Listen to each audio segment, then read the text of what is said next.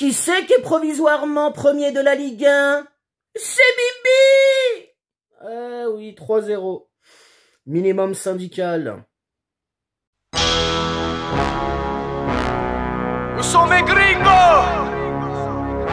FGS. OP! Yo, salutations mes humains, très content de vous retrouver pour ce débrief. Paris Saint-Germain-Strasbourg, match qui comptait pour cette 9e journée de Ligue 1. Paris s'est bien évidemment imposé 3-0. On se rassure avant la réception de Milan mercredi soir pour la Ligue des Champions. Et ça fait plaisir. Et d'ailleurs, on prend provisoirement la tête du classement de ce championnat de France de Ligue 1 2023-2024. Mais on n'oublie pas de s'abonner à la chaîne si ce n'est toujours pas fait. On active la petite clochette pour les notifications, le référencement, on met son plus beau pouce bleu, bien évidemment, et on lâche son petit commentaire. Alors, je t'avoue, quand j'ai vu la compo, frérot, j'ai flippette. J'ai vu la compo sur Internet, j'ai flippette. J'ai dit, oulalalala, Luis Enrique, qu'est-ce qu'il est en train de nous faire? Mais nous, un 4-3-3 des familles. Ah non, il est parti nous chercher un 3-3-3-1, un 3-4-3. Bon, bref, un peu farfelu cette compo, mais dans l'ensemble, sur le match, ça a été quand même des points négatifs. On va détailler tout ça. Bref, la composition, donc c'était une charnière centrale à 3 défenseurs. Donc Donnarumma dans les cages, Danilo, Marquinhos, Lucas Hernandez. Le milieu de terrain, Vitinha, Fabian Ruiz, Barcola à gauche qui avait ce rôle de piston et d'ailier. Soler aussi, tiens, Soler à la place de Hakimi qui, disons-le, a quand même tenu son rôle. Un but, une passe décisive. On va détailler après, bien évidemment. Le milieu de terrain, quoi. Le milieu de terrain, si je puis dire. Lee Kang-in avait un rôle un peu de joueur libre. Ouais, je sais pas trop. Il se baladait un petit peu sur le front de l'attaque. Ramos, Mbappé pour l'attaque. Ah là là là là là là. Strasbourg. Bon, Strasbourg, on le savait, les gars. C'était plutôt faible. Même si quand même, dans l'ensemble du match, ils nous ont un petit peu embêtés. Mais là, on va se focus sur la première mi-temps. Coup d'envoi pour le Paris Saint-Germain. Paris joue très haut tout de suite, presse vite, utilise bien la largeur. Forcément, puisqu'on a senti quand même un bloc strasbourgeois qui ne laissait aucun espace dans l'axe. Donc forcément, ça joue sur le côté. Et aujourd'hui, on l'a vu, le côté où il y a eu le plus de jeux, bien évidemment, c'est le côté gauche.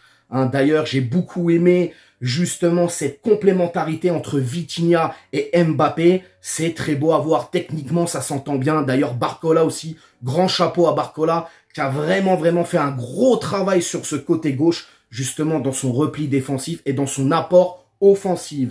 J'ai beaucoup aimé. D'ailleurs, ça va payer les gars, à la 10e minute, le Paris Saint-Germain est tellement bien dans son match qu'ils vont ouvrir le score. Et là, magnifique, superbe combinaison entre Barcola et Mbappé.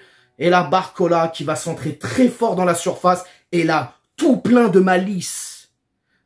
Tel un renard des surfaces. Renard, chenapan, sacré Ramos, sacré coquin.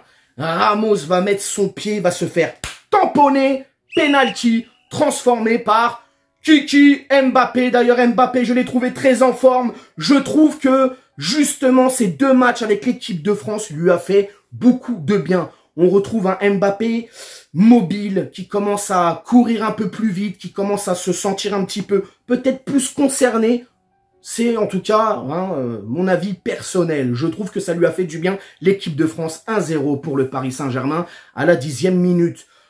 Strasbourg, bien évidemment, comme par hasard, on le sait, c'est là. Ça va égaliser, mais non, à la 12e minute, hors-jeu, fort heureusement, but refusé pour Strasbourg. Je sais pas, il y a eu un moment de flottement, les gars ils sont arrivés, l'autre il fait un centre bizarre. Déjà, Soler n'était pas au marquage, je trouve, sur ce but-là. En tout cas, quoi qu'il en soit, il n'y a pas but, toujours 1-0 pour le Paris Saint-Germain. Possession correcte pour Paris dans l'ensemble du match, mais notamment sur cette première mi-temps, possession correcte. Oui, d'habitude, on voit le Paris Saint-Germain avoir un peu plus de pourcentage. Mais là, bon, possession tranquillou. On avait quand même du mal à trouver notre ligne offensive, je trouve. C'était un peu compliqué, notamment parce que Strasbourg, on peut dire ce qu'on veut, même si c'était faible, c'était quand même bien en bloc. Et on sentait parfois les Strasbourgeois venir un peu nous titiller, venir nous chahuter un petit peu. Alors, Ils se sont montrés un peu dangereux aussi sur cette première mi-temps. Mais bon, on avait quand même cette faculté à revenir très vite, tout de suite aller au pressing. Et ça, c'est plutôt bien. En tout cas, première mi-temps, tranquille. Et là, on va enfoncer le clou à la 31e minute. Sur un gros travail de Mbappé. Franchement, Mbappé, sur cette première mi-temps, même dans la globalité du match, il a été très bon. Il va faire la passe, et là, tout plein de malice aussi. Soler met son pied en opposition, bouffe. Bouffe, ouais, bouffe, pouf, comme tu veux. Il y a but pour Carlos Soler. Carlos Soler, les gars, on va justement faire un petit aparté sur lui. Je l'ai trouvé quand même très bon cet après-midi. Très bon. Ouais, très bon, faut le dire. Oui, il a été bon, il a été très bon. Et en tout cas, il a tenu son rôle. Alors, ça a été compliqué par moments, il s'est fait un peu bousculer, mais voilà, il était là, dans un rôle qui n'est pas du tout le sien, un rôle hybride en plus, parce qu'on lui demandait justement de faire le travail de Hakimi, travail que Hakimi fait merveilleusement bien. Et là, Carlos Soler, je pense que quand même, il s'est bien débrouillé, il faut le souligner. Donc voilà, en tout cas, on rentre à la mi-temps, 2-0, c'est très bien pour le Paris Saint-Germain. Coup d'envoi pour cette deuxième période, les Strasbourgeois qui, disons-le, jouent un petit peu plus haut. Paris sont dans la continuité de leur première mi-temps, mais tu sens qu'il y a une petite baisse de régime, hein, on va pas se mentir. Alors les gars, je vais parler un peu de Lee Kang-in. Ah, Lee Kang-in. Je l'ai pas trouvé bon sur ce match. Hein.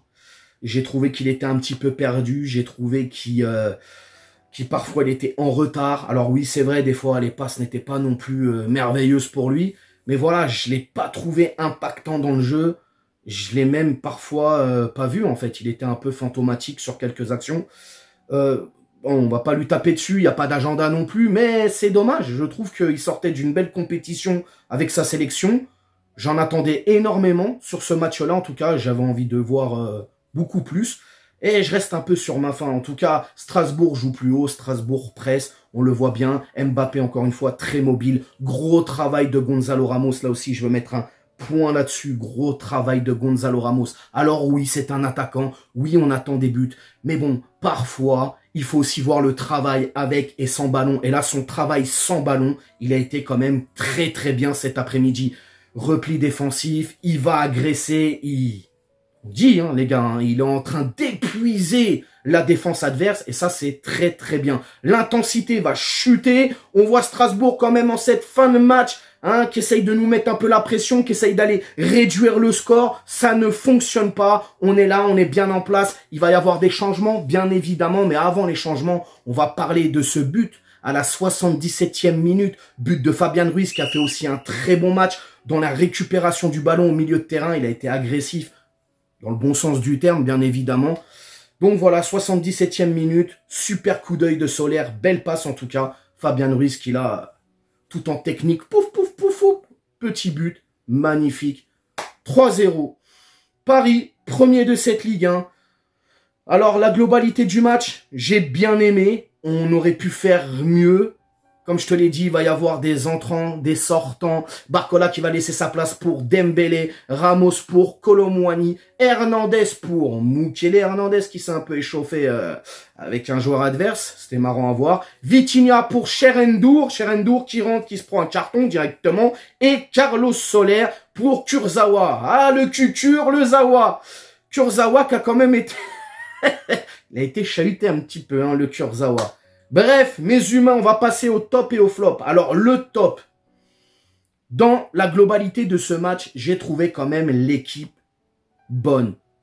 Voilà, j'ai trouvé que le collectif était appliqué, impliqué, et ont été chercher cette victoire face à Strasbourg. Victoire, je ne vais pas dire facile, mais voilà. On n'avait pas non plus une grande adversité en face de nous. En tout cas, c'était pas Milan, ça c'est sûr. Je pense que contre Milan, ce sera autre chose déjà. Faut se le dire. Donc voilà, je vais mettre toute l'équipe, hein, si ce n'est dans les flops. Alors, c'est un flop, oui et non. C'est pas un flop pour te dire, il est nul, il pue la merde. Non, c'est pas ça. C'est un flop pour moi parce que c'est le Parisien qui, dans la globalité de tous ses compères et tous ses partenaires sur le terrain, a été très en dessous. C'est Lee Kang-in. Ça me fait mal au cœur de le mettre dans les flops. Mais je reste objectif et je dis ce que je pense sur ce match-là. Il n'a pas été bon. Il n'a pas été au niveau des autres, en tout cas. Voilà. La note du match, un bon 7 sur 10. Hein, on aurait pu faire mieux. On aurait pu faire aussi pire, hein. On sait très bien, les matchs avant Ligue des Champions, c'est un petit peu compliqué pour nous les Parisiens. Quoi qu'il en soit, on a été chercher cette victoire, on est premier provisoirement. C'est très bien de toute manière, la place du PSG, c'est bien évidemment à la première place. Ça ne bouge pas. Vous allez me dire ce que vous avez pensé du match. Peut-être que j'ai oublié des choses hein, dans ce débrief. En tout cas, je pense avoir dit un petit peu quand même pas mal de choses dans la globalité de ce match. J'ai beaucoup aimé. Il y a quand même parfois de la latence. La défense a souligné. La défense a été quand même plutôt très bonne cet après-midi. J'ai beaucoup aimé hein, cette ligne de 3. Marquinhos, gros match. Danilo aussi, il a pris tout de la tête, frérot. Il était bon. Lucas Hernandez, un chien, frérot. Ah, j'aime bien. J'aime bien, comme dirait Richie. Donc voilà, vous me dites la note du match, vous me dites ce que vous avez pensé du match en commentaire. N'hésitez pas à vous abonner, partager, liker. Et on s'attrape bien évidemment mardi pour l'avant-match de la Ligue des Champions. Paris Saint-Germain-Milan. D'ailleurs, je serai au Parc des Princes mercredi soir. Et je vais vous régaler encore une fois de plus avec pas mal de belles images pour ce match. Ciao, ciao, bonne soirée, bon week-end. On t'a fait une Lugano, c'est que tu t'es pris une banane. Pas de gauche à la néné, nettoyeur de lucarne, nique sa mère, les foutiques, c'est l'UTES que j'incarne. Paris Capital et la...